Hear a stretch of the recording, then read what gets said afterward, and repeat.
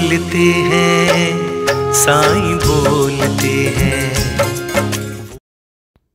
माझ्या प्रिय मुलांनो, मला माहीत आहे की तुम्ही अनेकदा विचार करता आणि लोकांना वाटते की तुमच्या वेळोवेळी विश्वासघात झाला आहे. पुनरावृत्ती होण्याच्या भावना आणि स्वतःमधील ऊर्जा अवरोध यावर लक्ष केंद्रित करा.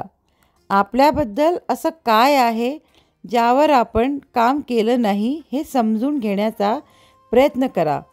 हा आत्मविश्वास, स्वाभिमान, स्वतःवर प्रेम आणि स्वीकाराची अभाव आहे का? किंवा ब्राह्म्य स्तोत्राकडून प्रमाणीकरणाची सतत गरज असते?